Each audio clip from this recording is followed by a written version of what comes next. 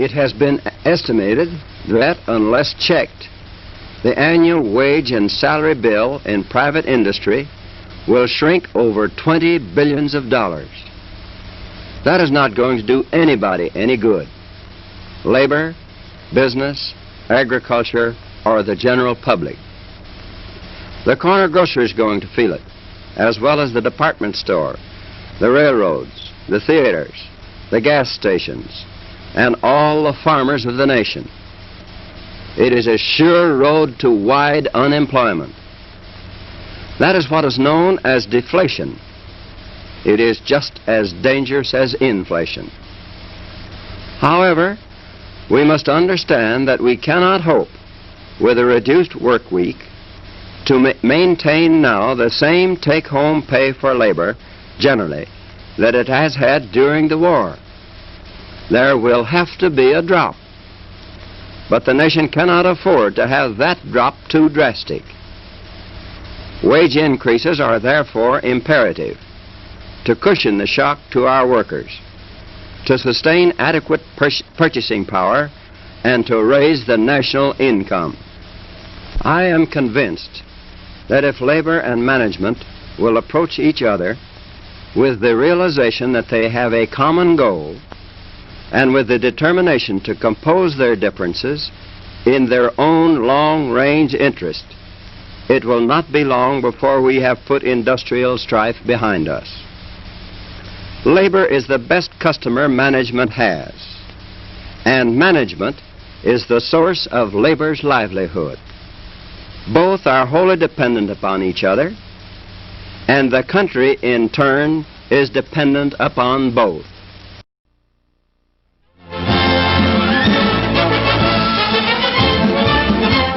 The reconversion of war plants to peacetime pursuits is going ahead at full speed, and once more the automobile factories are humming as huge stamping presses form the bodies of the first automobiles produced since the spring of 1942.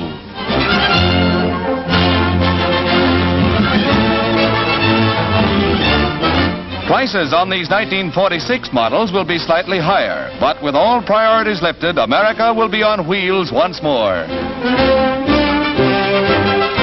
And there'll soon be plenty of tires like these synthetics to replace the threadbare ones now gracing many a car. Yes, soon you'll have that long-awaited refrigerator in the kitchen, along with a new stove. The assembly lines are rolling merrily. If your radio goes dead, cheer up. There'll be 1 million available by Christmas. Many new inventions will grace store shelves. This cordless iron, for example, eliminates many of the nuisances connected with the family wash. To lighten household labor and make for better living, this is just one of the gadgets due on the market.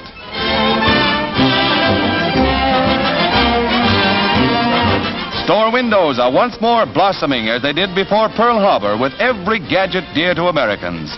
And by the thousands, people are flocking to automobile display rooms for a preview of the new automobiles. 60,000 visited one sales room in 5 days for a peek. Now we'll have our rewards of victory. Peace is wonderful.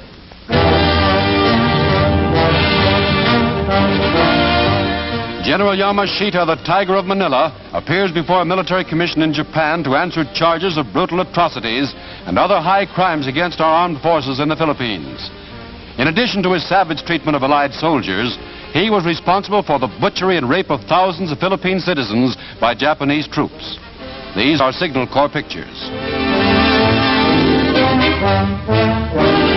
Before the trials court, headed by Major General R.B. Reynolds, the arch criminal pleads, believe it or not guilty.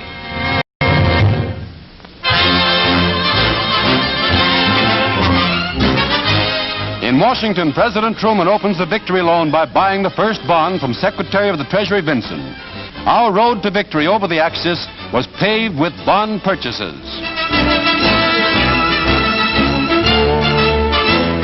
General Jonathan Wainwright, hero of Bataan and Corregidor, speeds the bond drive opening in Philadelphia, where he appears with Governor Martin of Pennsylvania and members of the Wainwright family, who are thankful for the bond purchases which delivered the general and his comrades from Jap prisons.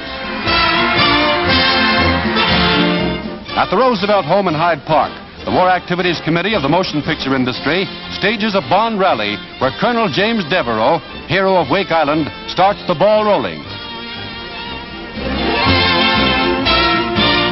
Merle Oberon, Universal Screen star, registered applications for Roosevelt bonds, and the Victory Loan is off to a flying start.